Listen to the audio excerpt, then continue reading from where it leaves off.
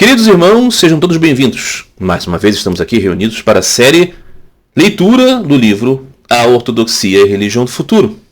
A Ortodoxia e a Religião do Futuro foi um livro escrito pelo padre Serafim Rose, um monge da Igreja Ortodoxa Russa do Exílio, Igreja Ortodoxa Russa do Estrangeiro, a ROCOR, Igreja Russa fora das fronteiras russas, que foi uma instituição criada quando da Revolução Russa para permitir que os russos da diáspora pudessem se reunir em uma igreja que poderia estar independente da instituição, eclesiástica em Moscou, na Rússia, que estaria ali sofrendo os percalços da Revolução Comunista, que tinha um marcante senso ateísta. Então, definitivamente, as religiões organizadas sofreram bastante na União Soviética.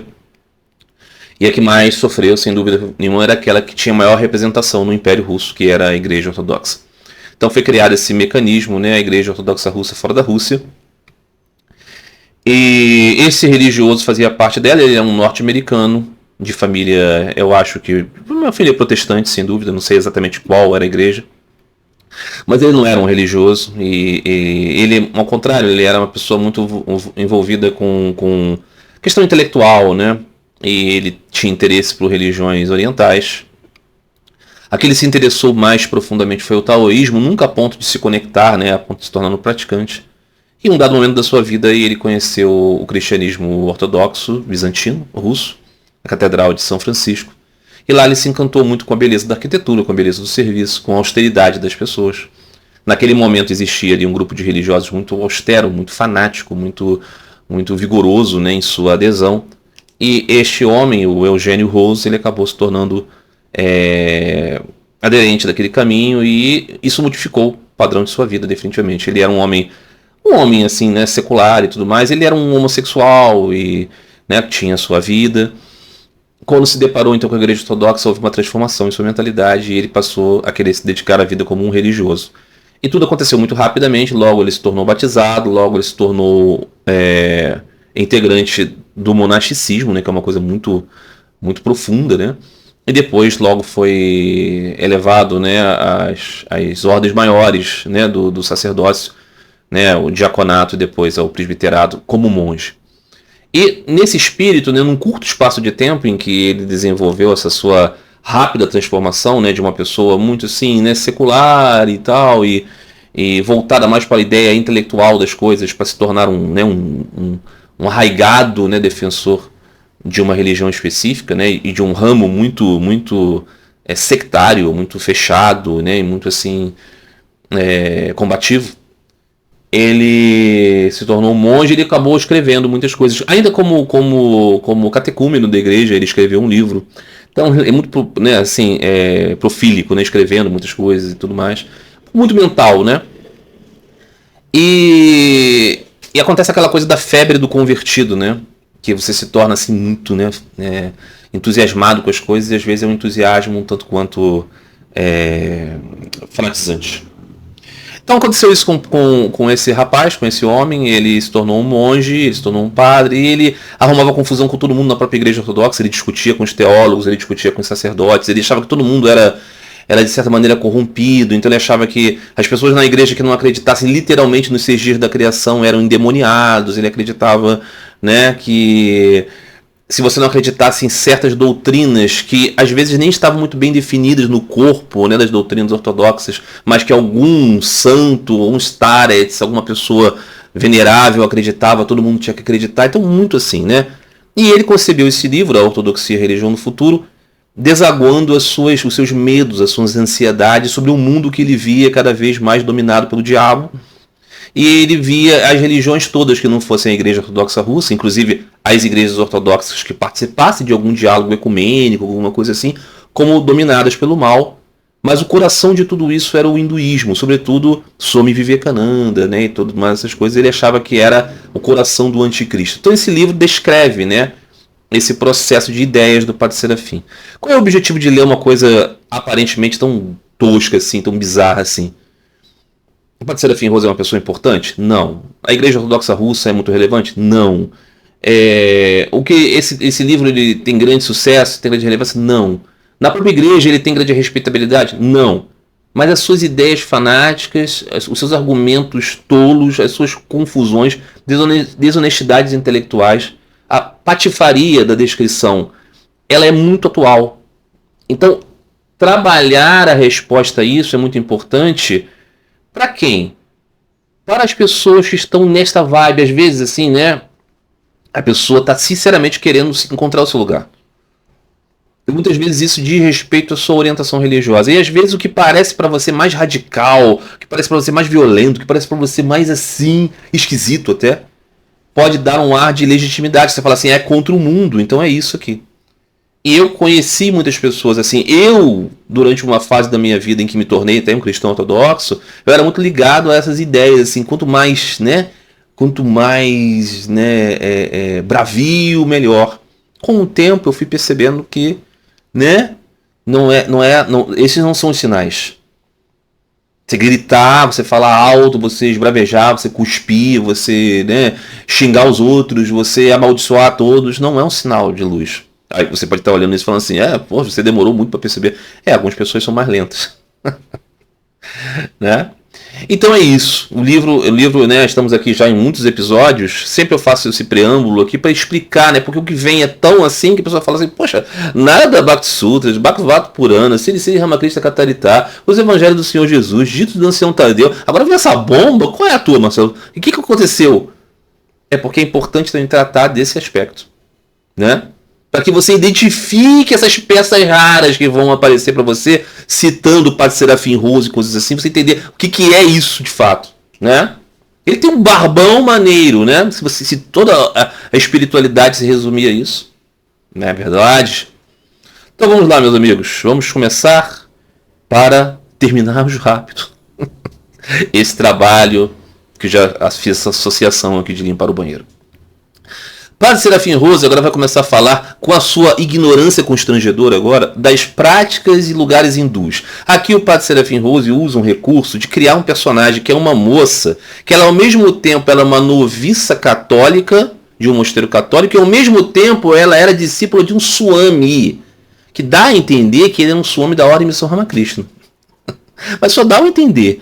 Como essa moça conseguiu ao mesmo tempo ser noviça católica, ao mesmo tempo ser discípula de um Swami da Sociedade Vedanta, eu não sei, meus amigos.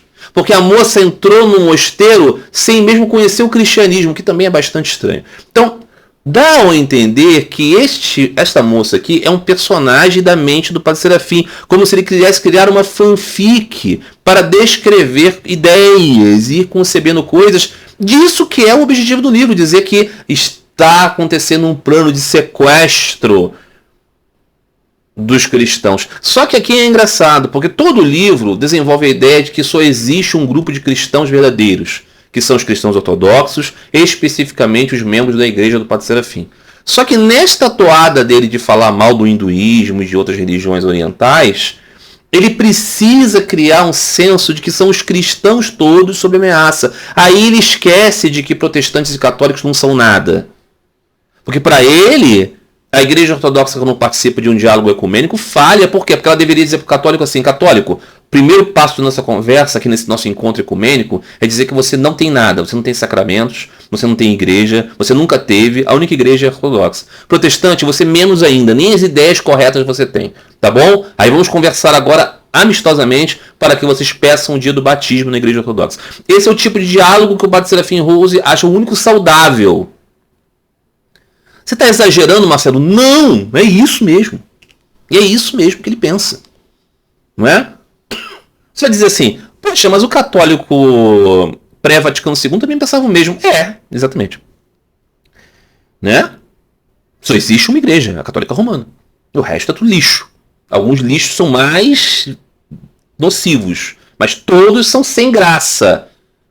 Há protestantes que pensam exatamente a mesma coisa se não for a sua igreja. Isso é muito particular do cristianismo, esse senso de exclusivismo, né? Por isso que o Concílio Vaticano II tem esse grande mérito de dizer assim, não, eu reconheço que existe sim pessoas santas em outros lugares, Eu reconheço sim que existem ideias em outros lugares que são muito similares às nossas aqui. Então existe uma luz sim em outros lugares. Isso, que é para os católicos tradicionalistas a prova de que o Concílio Vaticano II é do diabo, foi criado pela maçonaria,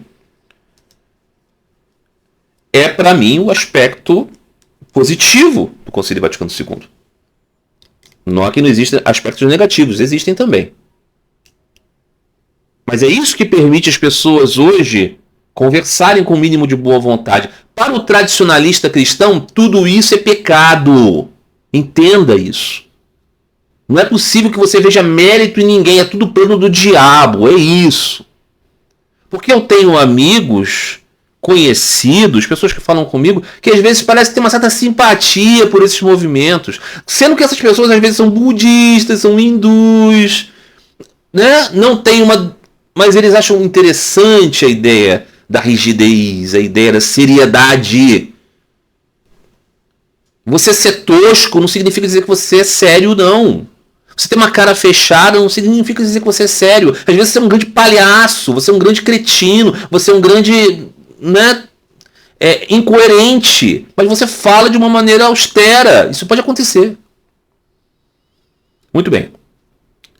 Então, começa assim, lugares e práticas hindus. É daqui que vamos começar a ler. Essa mocinha inventada da mente do Padre Serafim Roso começa a descrever. Em 1956 eu fiz um trabalho de campo com caçadores de cabeça nas Filipinas. Sim, é isso mesmo. Meu interesse era em religião primitiva, particularmente em uma área chamada não aculturada. Não aculturada que não foi colonizada, ok? Onde havia poucos missionários. Porque aqui também é preciso dizer, tem todo sempre um background de um certo racismo, né, de um certo supremacismo eurocentrista, né? É aquela coisa assim de você olhar os povos asiáticos, africanos, essa gente que é fora de Bizâncio, não presta. Porque assim, você já ouviu falar no termo chamado concílio ecumênico? O concílio ecumênico é ecumene, significa um mundo civilizado habitado.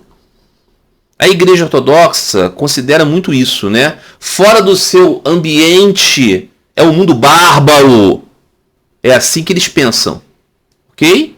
Então a área não aculturada é aquela que não teve missionários. Missionários e também, né, pessoas para ocidentalizar essas pessoas. Quando eu cheguei em Fugão, esse é o nome da tribo, eu não acreditava em magia negra. Quando saí, acreditei. Um sacerdote Fugão, um bumbaki, chamado Talupa, se tornou meu melhor amigo e informante.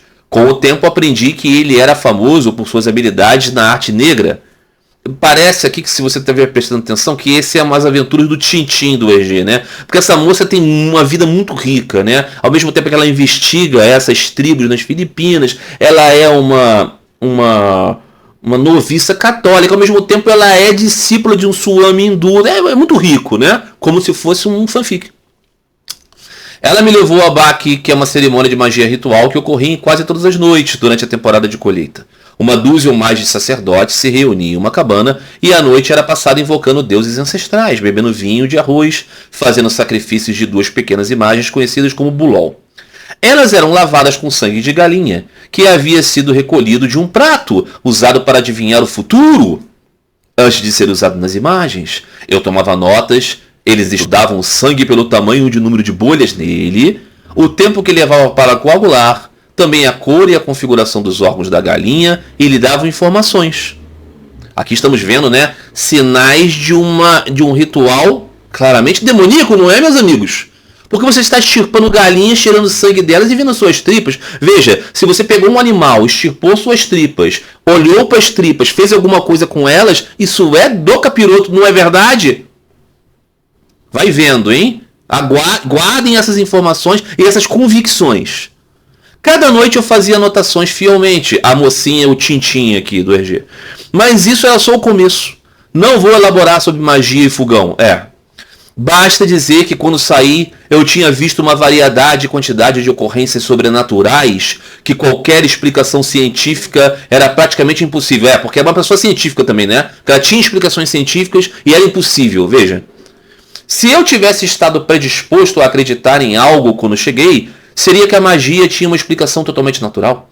Além disso, deixe-me dizer que não me assusto com facilidade.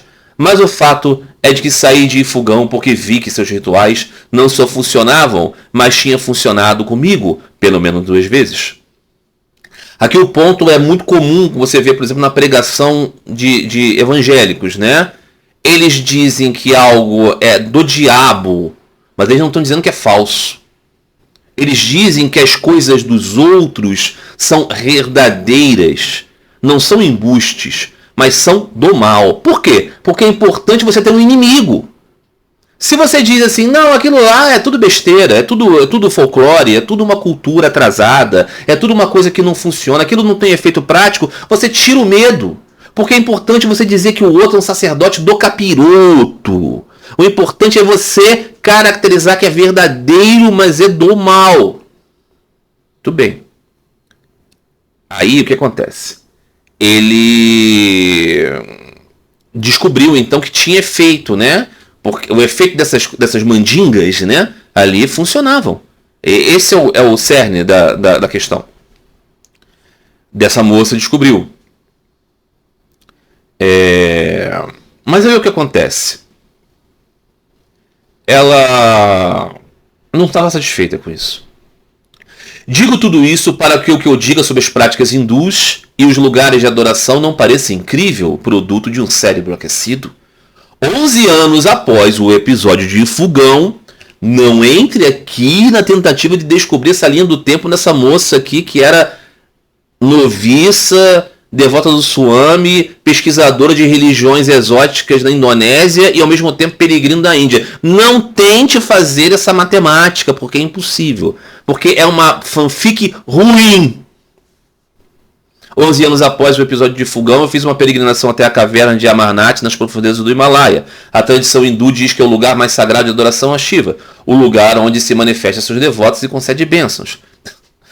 A longa e difícil jornada através do caminho, né, um passo de 4.300 metros, atravessou uma geleira, então houve muito tintinhos. Houve um tempo suficiente para adorá-lo mentalmente a caminho, especialmente porque o menino que guiava o burro não falava inglês, e eu não falava hindi. Desta vez eu estava predisposto a acreditar que Deus, que eu havia adorado e meditado por anos, se manifestaria graciosamente para mim.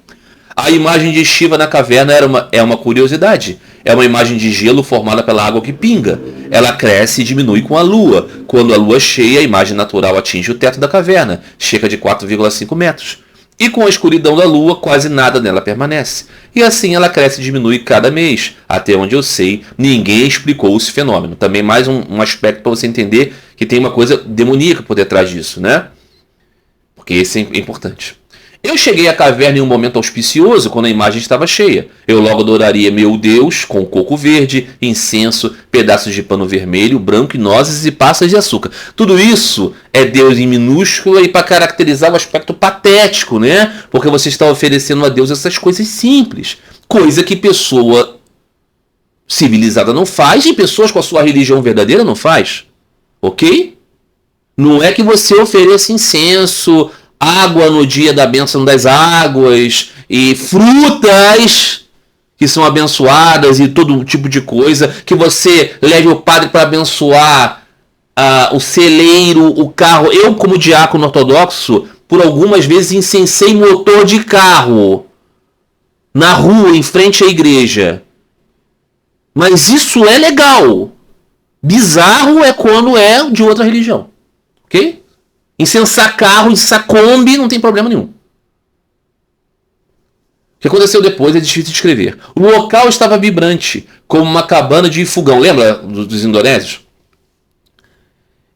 Estupefacto, ao encontrar o lugar, eu saí vomitando antes que o sacerdote pudesse terminar de fazer a minha oferenda à grande imagem de gelo. Ou seja, ele viu aquela conexão, né? A fachada do hinduísmo se quebrou quando entrei na caverna de Shiva. Ainda demoraria algum tempo até que eu me libertasse. Durante esse intervalo eu procurei me apoiar no edifício, apoiar esse edifício mental, né? Mas não encontrei nada. Em retrospecto, parece muitas vezes sabemos que algo é realmente ruim, mas não acreditamos nisso. Então se aplica às práticas espirituais hindus contra os chamados lugares sagrados.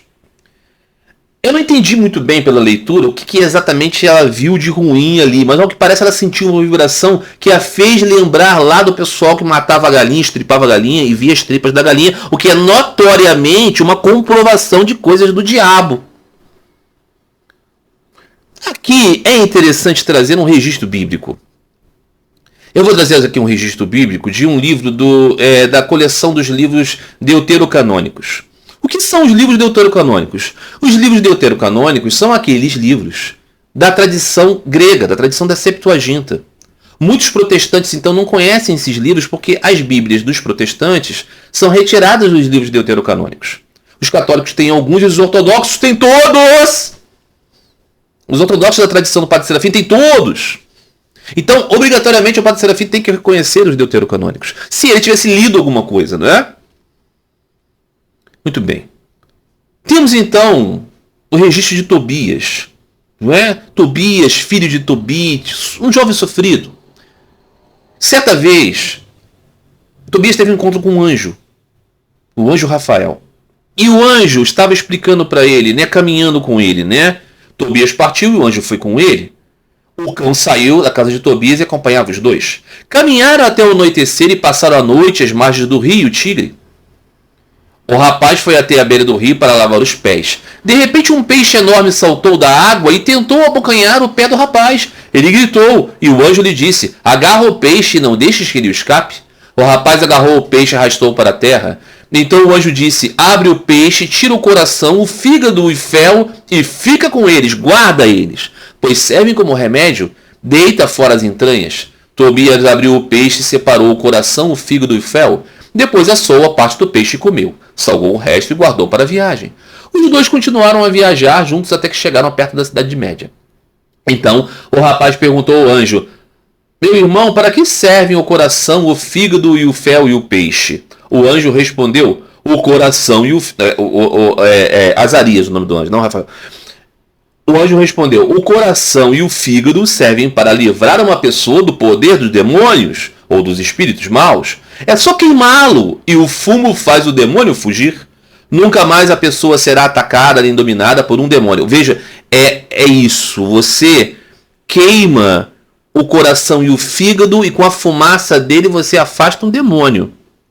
O fel serve para curar manchas brancas nos olhos. É só passar nas manchas e depois soprar e a pessoa começa novamente a ver. Abriu o peixe, tirou as entranhas dele, parte é para você afastar capetas, o outro é para você curar doenças dos olhos. Eles atravessaram a fronteira e chegaram até Ecbatana. Ecbatana. Aí o anjo Rafael disse a Tobias: meu irmão, o que é? Ele respondeu. Rafael disse: vamos passar a noite na casa do teu parente, Raguel. Ele tem uma filha chamada Sara. Ela é filha única. Raguel não tem mais nenhum filho. Tu és o parente. A história é a seguinte. Tem essa pessoa, essa menina, Sara, ela tinha casado com vários homens. Só que os homens nunca conseguiam concluir o casamento.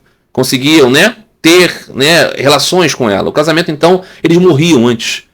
E aí o que o anjo disse? Rafael disse para ele: mas você vai lá porque você é parente dela e você tem direito de se casar com ela. E o pai vai ter que te dar ela de casamento. Ah, mas eu vou morrer, anjo. Não vai não. Nós temos um truque aqui. Nós temos um truque. E ele vai explicar qual é o truque. Então, porque um demônio ia lá e matava os noivos dela, né? Por isso ele estava com medo, natural. O demônio não fazia nada com a jovem, mas ele matava o marido. O marido que havia se casado com ela, antes de concluir, né? O anjo disse: não te lembras do que o teu pai te disse? Ele mandou que arranjasse uma esposa que fosse da mesma tribo. Portanto, faz o que eu digo. Não te preocupes com o demônio. Casa com a jovem e eu tenho toda certeza que na noite o pai te dará a jovem esposa. Quando entrares no quarto de núpcias, pega um pouco de fígado e do coração do peixe, coloca nas brasas que estão no queimador do incenso. Assim, o cheiro do incenso, com o fígado e o coração se espalhar, o demônio vai sentir e ele fugirá e nunca mais chegará perto de Sara. Aí você deita com ela, fique em pé, orem ao Senhor pedindo que tenha misericórdia e aí conclua. Aqui nós podemos perceber que Há um registro bíblico na qual você cortar um bicho, pegar as entranhas dele, ver uma fumegação, botar no incenso, é bom. Não é coisa do capiroto, veja você, não é coisa do capiroto. É coisa de Deus, é um enviado de Deus. Mas lá os indonésios do Tintim do RG criado pelo Padre Serafim é coisa do capiroto. Será que tem racismo? Será que tem falta de leitura bíblica? O que será que tem? O que tem é uma propaganda de satanização dos outros. Como eu disse no episódio anterior, o esquisito dos outros é do mal, o esquisito meu é lindo. Eu dizia isso do culto às relíquias. Se você chega numa igreja ortodoxa e vê uma mão decepada num relicário, e as pessoas beijam aquela mão decepada de 400 anos, com o osso aparecendo, porque é a mão de um santo e ali a graça do Espírito Santo desce, isso é lindo. Se você tira vários corpos mumificados de ex-monges e sacerdotes das lavras de Kiev, os lava com água benta e vinho e os veste a cada ano, isso é maravilhoso. Mas se alguém mata uma galinha e faz alguma coisa com o seu sangue, isso é horrível. Mas não se for o anjo do Senhor que manda você cortar o peixe, queimar o fígado do coração e colocar no incenso para afastar um demônio que impede você de ter relações com uma moça que você mal conhece. Aí é ótimo. Veja, ler a Bíblia assim é impiedoso. Ler a Bíblia assim é tosco. Ler a Bíblia assim é maldade. Ler a Bíblia assim faz você ver o lado pior. Ler a Bíblia assim é inculto. Mas é para demonstrar como a incultura, a burrice, a desonestidade, a maldade é um exercício do prosélito, vagabundo, que tenta ver na religião dos outros o mal que ele não consegue encontrar na dele. Esse é o tipo de exercício que fazemos aqui. Esse é o tipo de exercício que fazemos aqui. Não resiste a um sopro esta bosta. Não resiste a nada. Mas isso aqui vai ser meio de conversão de muitos que vão ouvir esse canto aqui e vão dizer, viu as provas que só na minha religião existe luz, no resto é tudo do diabo. Como sabemos, o Padre Serafim, um atormentado que morreu amaldiçoando a todos ao seu lado, inclusive o violentador de jovens, que era o seu grande companheiro monástico, o Padre Gleb, o Padre Herman, que depois foi expulso da igreja por comportamento inadequado, diga-se, seduziu homens enquanto monge, que era um grande companheiro monástico e líder da austeridade desética do mosteiro do Padre Serafim, a qual ele não conseguiu identificar, ou se conseguiu, calou-se. É este indivíduo que faz esse olhar sobre a religião dos outros. Não é? Então, esse tipo de livro, esse tipo de argumento, esse tipo de condução, ele precisa ser desmascarado.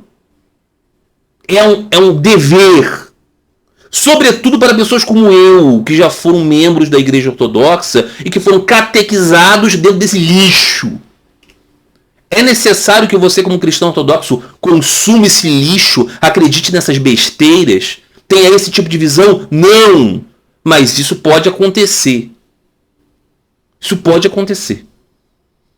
Se for católico também, se for protestante também, se for hindu também, tem muito lixo também.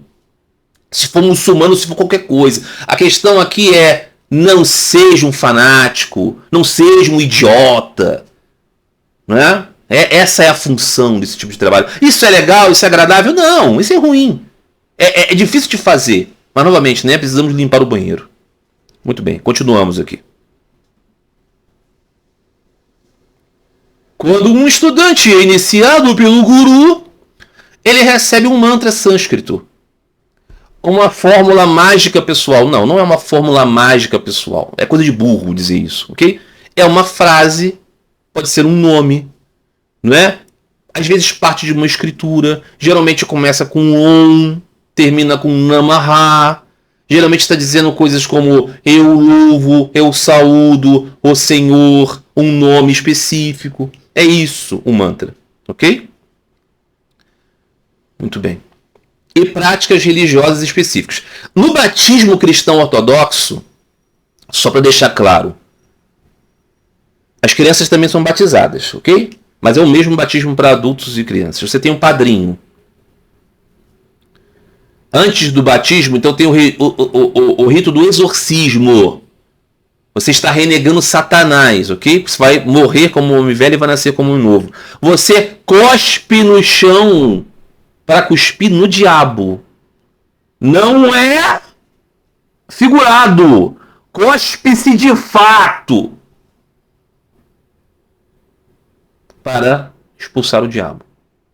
E jura-se coisas e faz. Isso é super normal. Isso é super bonito. Mas receber um mantra que diz eu saúdo Sri Ramakrishna é do capeta. É uma fórmula mágica. E práticas religiosas específicas. Essas são totalmente esotéricas e existem na tradição oral. Mentira, mentira, mentira, mentira, mentira. Quer dizer, esotéricas é oculto e existem apenas na tradição oral. Não tem livros. Não, não tem. Que são os Vedas. Um edifício imenso de rituais, de prática, tudo escrito, tudo considerado. Não tem nada de prática oral. Tudo mentira, tudo besteira. Você não as encontrará impressas e é muito improvável que aprenda sobre elas de um iniciado. Mentira! Desconhecimento, burrice. O que acontece é que o mantra específico que o guru dá ao discípulo, ele é de um para outro, mesmo que seja um mantra super conhecido. Como, por exemplo, o Mahamantra Hare Krishna, no movimento Gaudiya Vaishnava, da ISKCON, né? Hare Krishna, Krishna Krishna, Hare Hare, Hare Rama, Rama Rama, Hare Hare. Todos conhecem, mas o discípulo recebe exclusivamente do seu guru. Não é? Om Namah Shri Bhagavate Ramakrishnaya Namo Namaha. Conhecido. Mas o discípulo vai receber do seu guru no pé do ouvido dele. Com um relacionamento pessoal entre o seu professor e o aluno. Mas isso não é nada secreto e misterioso que ninguém pode saber. É a mentalidade doente, enlouquecida, que vê o diabo num garfo do Padre Serafim, que considera as coisas assim. Não é? Devido às fortes sanções negativas que são impostas para proteger esse segredo. Tudo mentira! Esse livro é mentira! O fato, o guru convida seu discípulo a provar a filosofia por sua própria experiência. O ponto é que as práticas de fato funcionam. O estudante pode obter poderes ou siddhis, esses são fenômenos como ler mentes, poder curar ou destruir, produzir objetos, prever o futuro e assim por diante, todos um jogo de truques psíquicos mortais. Isso é de uma cretinice, isso é de uma safadeza, isso é de uma mentira, isso é de uma burrice, isso é de uma grosseria tão grande. Porque uma das coisas mais evidentes, mais claras, mais lógicas, é que toda a orientação é de que o contato com siddhis, poderes, são prejudiciais para o cultivo da vida espiritual verdadeira. Há pessoas que buscam poderes, há pessoas que buscam poderes em todos os lugares, inclusive no mundo, né? Você quer se preparar para ter sucesso na vida corporativa, você vai buscar os meios. E há pessoas que querem dominar o mundo, querem ter poder. Eles buscam atrás disso, mas isso é o caminho espiritual do hinduísmo? Não. Sri Ramakrishna gostava de contar, né, uma anedota sobre isso. Eu já disse isso algumas vezes. Um homem se aproximou do seu guru e disse: mestre, eu vou me retirar para a floresta e vou ficar 10 anos praticando austeridade, chamado tapas, tapácia, austeridade. Porque eu quero alcançar siddhis, poderes. E o guru disse: tá bom, vai. Ele foi. Depois de 10 anos ele voltou e disse ao guru com orgulho: mestre, eu voltei. Sabe como eu cheguei aqui? Eu atravessei aquele rio caminhando sobre as águas. E o mestre disse para ele: então você ficou 10 anos fora, na floresta, praticando austeridades, e o que você conseguiu foi atravessar o rio. E o aluno disse: mas eu caminhei sobre as águas, mestre. E o mestre disse: meu filho, se você tivesse me dito, eu te dava 2 moedinhas e você pagava o barqueiro e vinha para cá.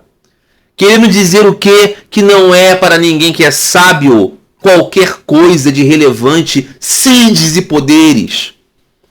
O que magoa muitas vezes o cristão, que pode dizer assim: será que ele está dizendo que os milagres do meu Cristo são bobagens? Não, não está dizendo isso, mas está querendo dizer que uma religião que se baseia no poder dos milagres é estúpida. Então o hinduísmo não tem essa característica.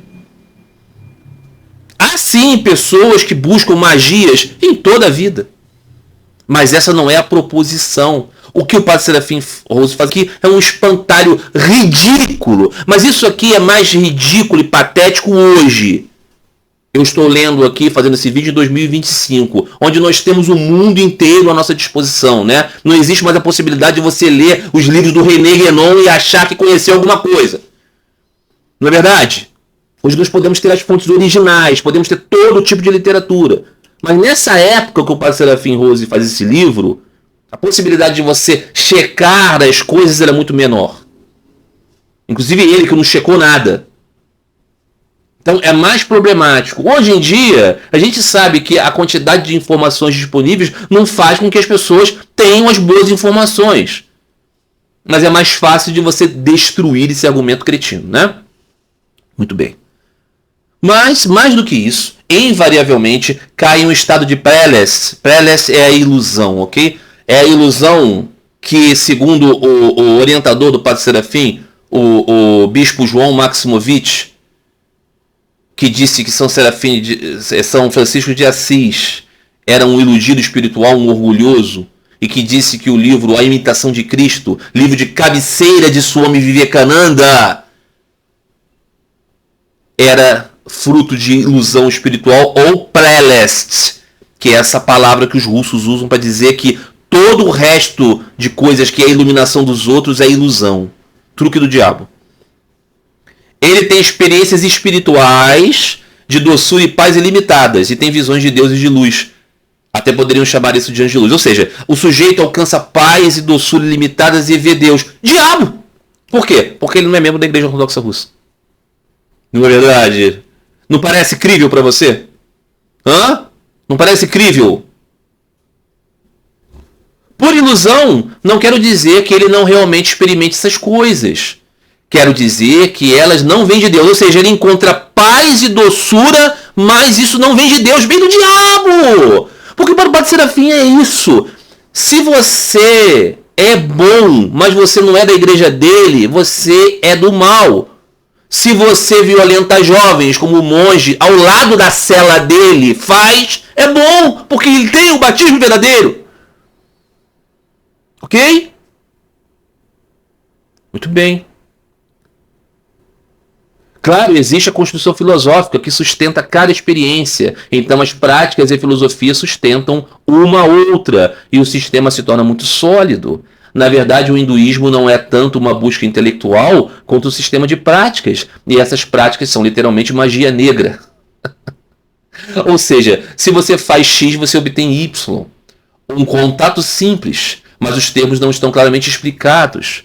E raramente um estudante pergunta de onde vem a experiência e quem está entendendo o crédito. Ou seja, o que ele está querendo dizer? A pessoa meditou, ela contemplou uma luz, ela sentiu paz, mas ela não sabe de onde está vindo. Isso está vindo do capiroto. Só que ele não sabe. Ele não sabe, não é? É a clássica situação faustiana, mas o que o praticante não sabe que o preço pode ser alma imortal. O Fausto, né? Aquele que queria toda a alegria e vendeu sua alma ao diabo, né? A obra de Goethe, né? Enfim, conhecido. Então é isso que temos, né? É uma analogia a todo tipo de realização que possa ter em outra religião, é que você vendeu sua alma para o diabo. Há uma vasta gama de práticas para todos os temperamentos. O Deus escolhido pode ser com forma, um Deus ou deusa, ou sem forma, o absoluto Brahman. A relação com o ideal escolhido também varia. Pode ser a de uma criança, mãe, pai, amigo, amado, servo, ou no caso do Advaita, a relação é a identidade. Bom, aqui o Padre Serafim Rose está descrevendo como o adepto de qualquer uma das escolas vedânticas pode compreender Deus. E ele, de fato, está falando a verdade. O seu Ista Devata, o seu ideal escolhido, pode ser de muitas formas. Ele pode ser, por exemplo, Rama, ele pode ser Krishna, ele pode ser Vishnu, ele pode ser Durga. Você pode ver ele como o absoluto, não ter uma forma específica. Tudo isso é verdadeiro. E na relação do devoto com Deus, ele pode ter uma relação, isso é em Sudha Bhakti, ok? Isso é quando você alcançou Deus, quando você se desfez do seu egoísmo, quando você realizou o objetivo da vida. A relação que há da cada alma eterna, não é o fulano, ciclano e beltrano, ok? Não é o Eugênio, aquele homossexual que se tornou monge da igreja ortodoxa, não. Não é isso. Não é isso. Desfaz o Eugênio homossexual, desfaz tudo. Não é isso. A alma que ele verdadeiramente é, quando conhecer Deus, vai se relacionar com Deus em vários humores diferentes, em várias bhavas, em vários sentimentos diferentes. Aqui no mundo, o que nós conhecemos como sentimentos mais altos? O sentimento do amigo, o sentimento do servo, o sentimento do filho, o sentimento do pai, o sentimento do cônjuge. Então a relação que você tem com Deus é uma relação de amor profundo. Claro que no nível divino, não é? De fato, o Advaita está falando nessa identidade. Na verdade, o Advaita está falando mais em você reconhecer que você sempre é parte de Deus. Muito bem. No momento da iniciação, o guru dá ao discípulo um mantra. Ele já tinha falado sobre isso. Isso determina o caminho que ele seguirá e as práticas que adotará. Não é nada disso, não. É porque se você tem um ideal, você deve tentar manter sua mente nele. Um mantra ajuda isso, né? É o poder sonoro do ideal. Ou seja, se eu sou um devoto de Sri Ramakrishna, se eu tenho Sri Ramakrishna como meu Ista Devata, eu posso dizer o nome de Sri Ramakrishna. Om Sri Ramakrishna Om. Quando eu penso no nome, eu penso na pessoa. Ou eu posso dizer, sabe, um mantra que se conhece assim, chamado Senhor Jesus Cristo, Filho de Deus, Salvador, tem piedade de mim, pecador. O que é isso? É a oração de Jesus. Vocês conhecem o livro Relatos de um Peregrino Russo? Será que Relatos de um Peregrino Russo é também um livro cheio de Pesles? É um livro cheio de ilusão espiritual? Qual é a história do livro Relatos de um Peregrino Russo? É um rapaz que acaba de se tornar viúvo, ele é muito pobre, mas ele é muito devoto. Ele ouve então as palavras de São Paulo que diz orai sem cessar. Ele quer saber o que é orar sem cessar. Ele vai numa peregrinação, conversa com vários estares, com várias pessoas religiosas, vai a várias igrejas, e ele entende que o orar sem cessar é manter a oração Senhor Jesus Cristo, Filho de Deus, Salvador, tem piedade de mim, um pecador. Essa prática da oração de Jesus é a prática dos monges exicastas do Monte Athos. Eles meditam em Deus no coração e cantam a oração de Jesus. Basicamente é essa a sua espiritualidade. Isso aqui tem nada relacionado com isso. Nada. É diferente. É completamente outra coisa. Veja, eu quando era um cristão ortodoxo acreditava assim.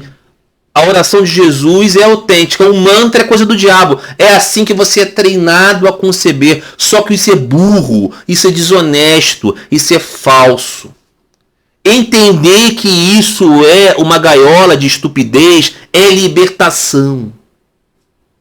Qual é o meu intuito com um vídeo como esse? É que tem, eu não sou uma pessoa muito conhecida, mas tem assim umas dezenas de pessoas que entram em contato com o meu conteúdo porque sabe que eu fui clérigo da igreja ortodoxa, porque pode se interessar por algum texto, por alguma imagem, vê esses vídeos e percebem alguma sinceridade em alguma coisa e dizem assim, poxa, mas eu estou confuso, porque eu estou vendo isso aqui, aquilo ali, eu estou vendo a austeridade disso. É para esse tipo de gente, é para esse tipo de pessoa, para esse tipo de aspirante espiritual que eu oferto aquilo que eu não recebi. Porque quando eu estava buscando a igreja ortodoxa, nunca tive uma conversa verdadeiramente espiritual desse tipo com ninguém. Não que eu não tivesse tido contatos com padres, com bispos, com metropolitas, não é? Não é que tenha faltado esse contato, é que o interesse era zero para orientar as pessoas para a vida espiritual. Então, um livro como o livro do Padre Serafim Rose está conversando com as pessoas. Não é? Então, é importante também dar essa palavra, né? Também ofertar essa possibilidade. Continuando. O guru também dita como o discípulo viverá sua vida cotidiana. O pai espiritual não, né, Padre Serafim? O pai espiritual na ortodoxia não faz isso não, né, cretino? No Vedanta, ou sistema monista, discípulos solteiros não devem se casar. Não, não tem nada a ver. Tá falando muita besteira, meu Deus do céu. No Vedanta, no sistema monista, os discípulos solteiros não devem se casar. Não tem nada disso. Não tem rigorosamente nada a ver. O sannyasi é o renunciante, esse não se casa. É como o monge, né? Como o Padre Serafim. Nem todos homossexuais como o Padre Serafim. Não estou dizendo que o Padre Serafim se tornou monge para fugir das suas tentações, até porque no monasticismo ele estaria muito mais tentado, como vemos pelo caso do padre irmão, seu companheiro de cela. Não é verdade? Não é isso que eu estou falando. Ou como o metropolita Hilarion Offaiev agora, né? Afastado da igreja porque estava seduzindo um jovem acólito dele japonês, a qual ele era muito atraído. Não estou falando disso. Não estou falando disso. Não estou falando desse tipo de coisa. Eu estou querendo dizer que na tradição vedântica não existe isso de renunciante. O sannyasi é um indivíduo que entendeu a renúncia como a sua prática espiritual. Geralmente aqueles que são da ordem de Shankara, os swamis, esses são todos sannyasins, ok? Mas alguém pode ter a perspectiva do Vedanta e não ser um sannyasi, evidentemente, não é? Vedanta é Upanishads, Brahma Sutras e Bhagavad Gita. Comentários sobre o Vedanta criam escolas vedânticas, dentre as quais uma delas é o Advaita Vedanta. É verdade que muitas vezes as pessoas falam Vedanta como sinônimo de Advaita, mas isso não é tecnicamente correto. Então eu entendo que o Padre Serafim Rose está querendo falar de Advaita Vedanta aqui. Eu vou facilitar para ele. O Advaita Vedanta, o sistema monista, os discípulos solteiros não devem se casar. Não é verdade, ele entendeu errado. Todos os seus poderes devem ser direcionados para o sucesso nas práticas. Não tem nada a ver. Na perspectiva do Advaita Vedanta, a prática fundamental é você convencer-se de que você é Brahman. Por isso você tem nas Mahavakyas, que são frases que fazem você perceber que não há diversidade. Porque o Advaita Vedanta é completamente diferente do Vishishta Advaita Vedanta. É completamente diferente dos outros Vedantas.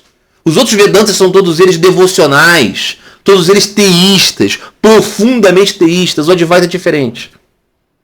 Mas o Padre Serafim Rose é um ignorante ou um desonesto. Então tudo que ele vai descrever aqui é uma confusão, uma grosseria, que pessoas como eu, na minha juventude e nos meus tempos de igreja ortodoxa, consumiam isso aqui como informação. Eu lembro disso. Nem um discípulo sincero pode ser comedor de carne, porque a carne embota o olhar aguçado da percepção. O guru é literalmente considerado como Deus, ele mesmo é o redentor do discípulo. Sobre a comida vegetariana, não.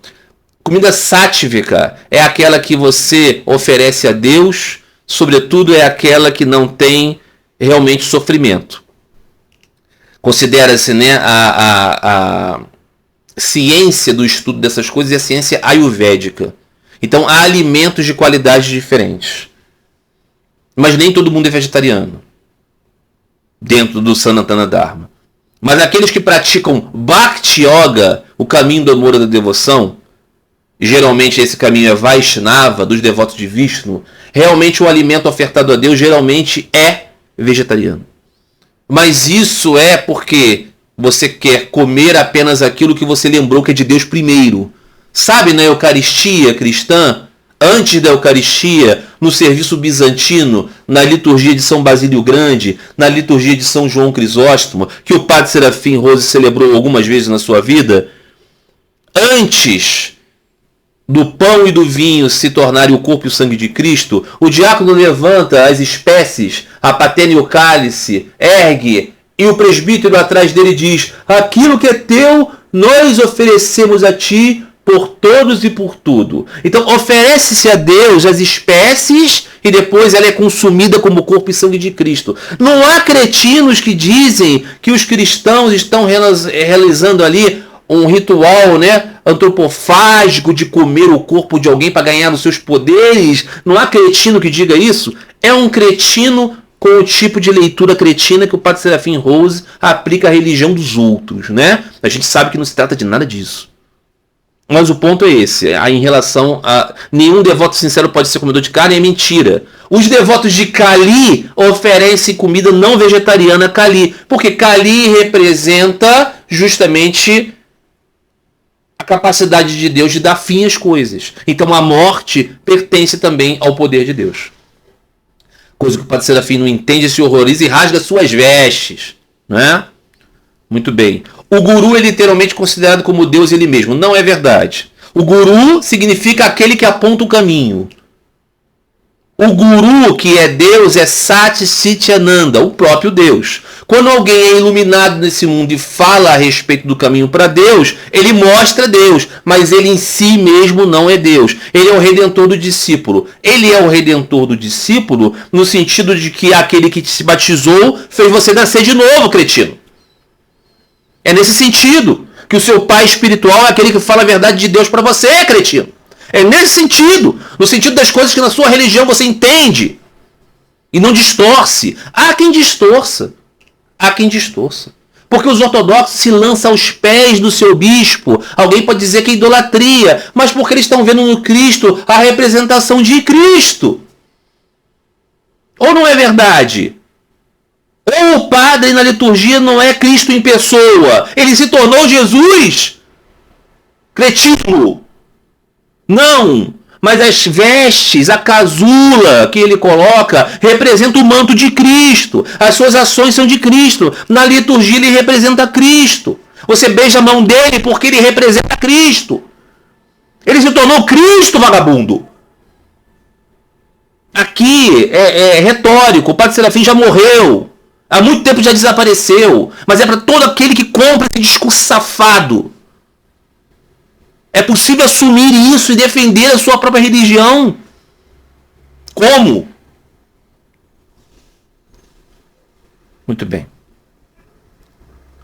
Eu queria aqui chegar ao ponto em que o Padre Serafim vai falar especificamente de Kali. Eu não sei se eu vou conseguir chegar. Porque eu tenho que terminar esse vídeo porque eu tenho outros compromissos.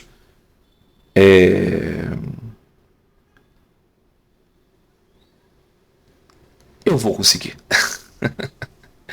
E depois eu vou terminar esse vídeo com uma explicação daquele que pode explicar isso, Sri Ramakrishna. Porque o que o Padre Serafim Rose diz é muito ilustrativo. Como um burro dizendo burrices, vamos poder ouvir as imbecilidades que ele diz aqui e poder corrigir isso com um pouco de luz. Que no caso aqui é só informação correta. Esses muitos exercícios espirituais derivam... Muitos exercícios espirituais. Isso aqui está falando no cristão ortodoxo, ok? Que é uma religião cheia de austeridades. Cheia de jejuns. 4 grandes jejuns anuais. Todas as quartas e sextas-feiras você é absolutamente lacto não. Você é absolutamente vegano. Os ortodoxos são, durante a maior parte do ano, veganos. Todas as quartas e sextas-feiras, durante o jejum da Grande Quaresma, durante o jejum da Dormição da Mãe de Deus e mais ou menos vegetarianos durante os jejuns da Natividade e do jejum dos Apóstolos. Ok? Fora que os monges não comem carne. Só no período da Páscoa. Muito bem.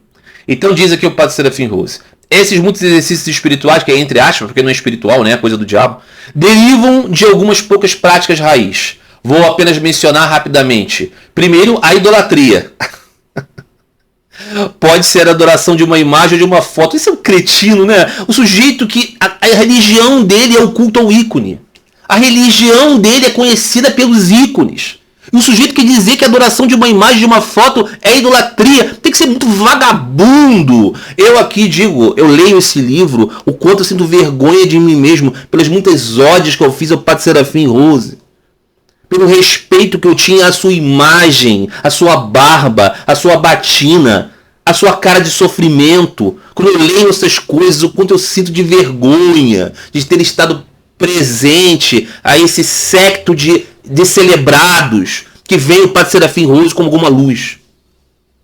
Ele pode ter sido sincero, mas o que ele diz é torpe. Muito bem. Porque tem isso aqui. É de uma hipocrisia, é de uma falta de senso revoltante. Pode ser a adoração de uma imagem, de uma foto com ofertas de luz, cânfaro, incenso e água e doces, como você faz com os ícones, vagabundo. Que você incensa os ícones, que você coloca lâmpada na frente do ícone. Continuamente. Eu já não disse aqui algumas vezes como um dos maiores prazeres na igreja ortodoxa para mim era preparar as lamparinas de azeite diante do iconostácio. Dentro do santuário, a imagem do Cristo fica eternamente mantida com uma lamparina acesa de azeite. A imagem pode ser abanada com um rabo de iaque, banhada e vestida e coloca na cama. Isso soa muito infantil, mas é prudente não subestimar a experiência psíquica que elas podem elicitar. A idolatria vedântica... Idolatria vedântica assume a forma de autoadoração, seja mentalmente ou externamente, com todos os acessórios ritualísticos. Você trata uma imagem como uma pessoa porque você sente amor pela imagem retratada. Um ortodoxo que esteja dentro do sentido da sua fé, ele também vai ver o ícone como a imagem do seu Senhor, a imagem da Virgem Maria, e vai sentir amor por esses seres representados, porque senão é só teatro patético. Porque senão é só um teatro patético. Não é? Vá ver um vídeo sobre a iconografia tradicional, como se escreve um ícone, é o que se diz. Vá conhecer como se escreve um ícone, o misticismo profundo que existe em se escrever um ícone, para este vagabundo imundo dizer aqui que existe idolatria nas práticas hindus. Vá ver como se faz um ícone ortodoxo. Não existe idolatria ali. Mas se você considera que há nas práticas hindus a idolatria, os maiores idólatras consumados são os cristãos ortodoxos. Se você for um membro da Igreja Universal, você pode entender o Padre Serafim Rose. Mas você vai olhar a Igreja Ortodoxa como parte disso. Muito bem. Agora vamos correr aqui para ler o que ele vai dizer sobre Kali. Então, ao japa, a repetição do mantra: Senhor Jesus Cristo, Filho de Deus Salvador, tem piedade de mim, pecador, ok? Em sânscrito, dado ao discípulo em sua iniciação. Na prática, é o canto de uma fórmula mágica. Mentira! É o nome do Deus que você adora. Como Jesus Cristo é o nome do Deus que você adora. O pranayana consiste em exercícios respiratórios, usados em conjunto com japa. Não é verdade. Pranayama é uma coisa, japa é outra. Pode ser que se combine, mas não obrigatoriamente. No caminho de Bhakti, pranayana nem é mesmo recomendado. Existem outras práticas que são peculiares ao Tantra e ao culto à Mãe Divina. Aqui ele misturou tudo. Tantra não significa rito, significa essas práticas. O princípio feminino, poder e energia, o princípio da evolução e da ação, elas são chamadas de 5 mães. São abertamente malignas e bastante repulsivas, então não as descreverei. É um idiota. Mas elas também, Swami Vivekananda encontra o seu caminho a este país. Ou seja, ele diz que Swami Vivekananda vai pregar as práticas tântricas. O que ele quer dizer aqui é que os praticantes do tantrismo relacionado ao shaktismo, a adoração à mãe, eles praticam, por exemplo, em um crematório, que é um lugar considerado impuro. Por que eles praticam num crematório? Porque eles querem provar para si mesmos que onde existe Deus, não existe impureza. E Deus está em tudo. Então eles praticam em um lugar que todos consideram impuro, inclusive dentro do hinduísmo, porque eles querem vencer essa tendência de achar que Deus está fora de algum lugar. Então, por exemplo, a relação sexual, eles vão olhar a relação sexual e vão dizer: não existe nada de impuro nisso. Por quê? Porque Deus está na própria vida e tudo mais. Eu vou comer sim peixe. Por quê? Porque não existe nada de errado no peixe. Porque o peixe é formado da energia de Deus. Então essas práticas são consideradas práticas heterodoxas. Por quê? Porque o hindu ortodoxo, ele segue uma série de regras que são piedosas e puritanas. E ele diz: não, eu não quero me envolver com isso, eu quero sim moderar o sexo, eu não quero ir em lugares impuros, eu não quero comer alimento animal, eu não quero isso e aquilo. Por quê? Porque eu quero me preservar. E esse, de perspectiva tântrica shaktista, está dizendo: eu não sou poluído por isso, porque eu sei que Deus está por detrás de tudo. Então existe esta questão de heterodoxias e ortodoxias. O Padre Serafim Rose, na sua desonestidade, ignorância, mescla disso, mistura tudo. Mas ele vai dizer: Swami Vivekananda prescreveu essa vertente do hinduísmo junto com Vedanta. Mentira. Ele disse: Eu adoro o terrível, o erro de acreditar que todos os homens o prazer seja dor. Vamos adorar o terror por si só. Tudo mentira. O Swami Vivekananda nunca disse isso. Os ditos de Swami Vivekananda são todos conhecidos, são cartas escritas. Há uma série de livros com seus pensamentos. Quantos ousaram adorar a morte ou Kali? Vamos adorar a morte, o mal. Nossa, é muita cretinice. Kali não é o mal, Kali não é a morte. A era de Kali não é sobre Kali, é sobre Kali, o demônio da ignorância. Kali não é o mal. O mito de Kali é o seguinte: a mãe divina querendo combater os demônios, o pecado, que se manifestava em demônios personificados, que quando eram decepados, o sangue deles viravam outros demônios, ou seja, é como se o pecado aumentasse com mais pecado. Criou dela mesma uma força bravia para matar os demônios com espadas. E quando o sangue desses demônios caíam, para que não se tornassem mais demônios, ela os chupava com a língua. E por isso, o seu colar de caveiras e mãos e tudo mais é abatendo os ímpios. Isso é a força da ira de Deus. Essa é a iconografia real.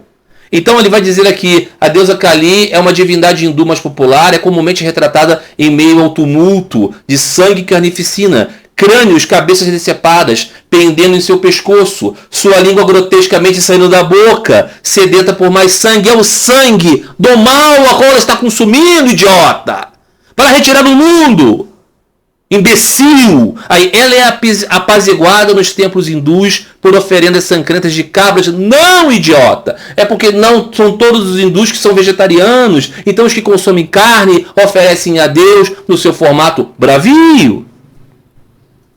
Mas eu vou ler aqui a explicação de Sri Ramakrishna, uma canção de Ram Prasad, um poeta, que cantou o seguinte sobre Kali. Veja: venha, ó mente, vamos dar um passeio até Kali, a árvore dos desejos, e colher lá os 4 frutos da vida. Os 4 frutos da vida são Kama, prazer, Artha, progresso material, Dharma, retidão, e Moksha, libertação. Então Kali vai dar isso. Como ela vai dar isso? Diz Ram Prasad: pega suas 2 esposas, ó mente. Quais são as esposas da mente? O desejo e o desapego. E leva apenas contigo o desapego. E pergunta ao seu filho mais velho, a mente, ok? É a mente. O filho mais velho da mente é a discriminação pela verdade sobre a realidade. Veja o simbólico disso. Quando te deitarás feliz entre 2 esposas, desejo e desapego, pureza e impureza. Quando não vires diferença entre as duas, então verás a mãe divina Kali. Ou seja, quando você perceber que Deus está além do bem e do mal, você a vê.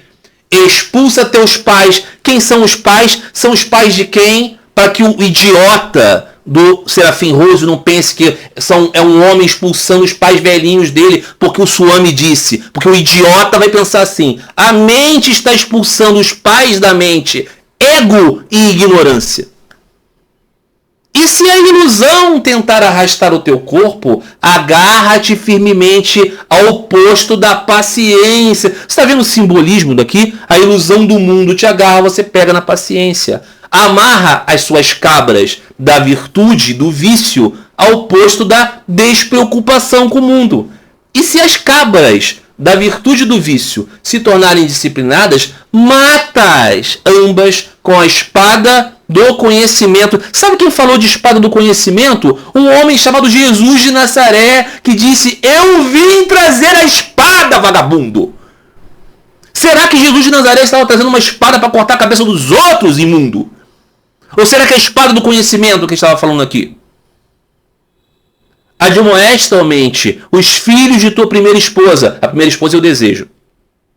E diz-lhe para manter distância. Os filhos do desejo. Mente, mantém os filhos do desejo à distância. Mas se os filhos do desejo não te obedecerem, afoga-os no mar do conhecimento. Aí o padre Serafim Rose, na sua maldade, burrice e cretinice, vai dizer: viu, os hindus estão mandando você matar seus filhinhos no mar. Pode ser que tenha vagabundo que diga isso.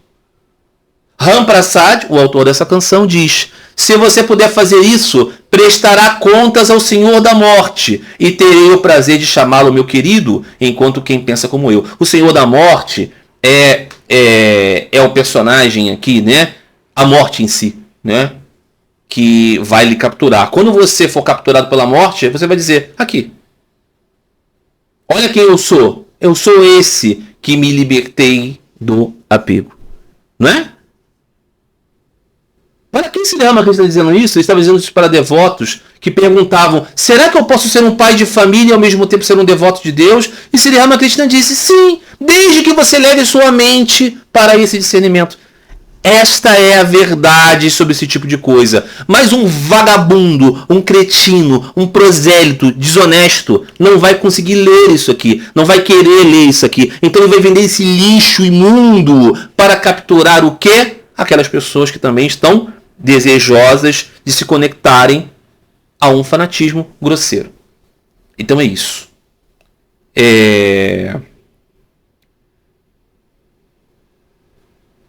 Deixa eu ver se eu consigo terminar. Ele diz: Swami Vivekananda justifica, né, a imagem de Kali. Eu acabei de explicar aqui qual é, né? Por que não um pouco de sangue para completar o quadro? Dela, Swami Vivekananda, conforme registrado por sua discípula, irmã Nivedita, que era uma irlandesa que se tornou discípula de Sri Ramakrishna, ainda disse: eu acredito que ela me guia em cada pequena coisa que eu faço e faz comigo o que ela quer. Em cada passo, ela estava consciente de sua presença, como se ela fosse uma pessoa na sala com ele. Na verdade, ele fala isso de Sri Ramakrishna e ele diz: eu briguei com Sri Ramakrishna durante 6 anos, porque Swami Vivekananda, o jovem Naren, ridicularizava completamente a crença em Kali. E Sri Ramakrishna dizia: você ainda vai ver.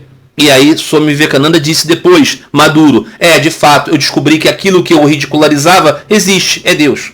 Porque Swami Vivekananda era um cético ao modo ocidental, ok?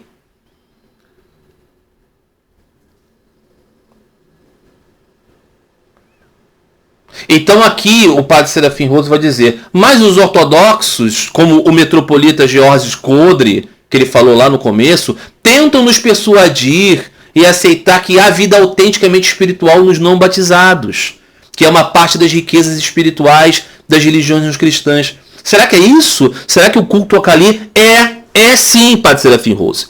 É sim, exatamente isso. Mas você é burro e não consegue compreender.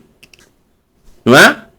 Aí diz aqui: ou a palavra do salmista não seria isso, na verdade, uma prova de que os deuses dos pagãos são demônios? Né? É uma grande pena que essa prática unidirecionada do mal é realizada com firme convicção de boa fé. É a salvação buscada através de árduos esforços no hinduísmo. Só pode ser conhecida, realizada por Deus, através do autoesquecimento cristão. O autoesquecimento cristão, o autoesquecimento hindu não, é podre. Então, esse é o ponto. O salmista diz: os deuses dos pagãos são demônios. Mas o que diz Malaquias? Vocês conhecem o que diz Malaquias? Malaquias, o profeta, né, na tradição cristã e judaica, é Deus que fala através da boca dos profetas. Por isso que a palavra dos profetas é útil, porque não é a palavra de homens, é a palavra de Deus, ok? Ah, mas o guru é Deus, é errado. O profeta ser a palavra de Deus é certo. Exatamente! Aí você entendeu qual é o espírito da coisa. Guru dizer que fala através de Deus. Coisa do capiroto. O profeta é a palavra de Deus. Super legal. Muito bem. O que disse então Deus através da boca do profeta Malaquias? Os judeus ofertavam o seu sacrifício no templo, mas o profeta Malaquias, Deus, através do profeta, disse: eu estou farto dos seus oferecimentos, porque olho o coração de vocês e vejo que não é sincero.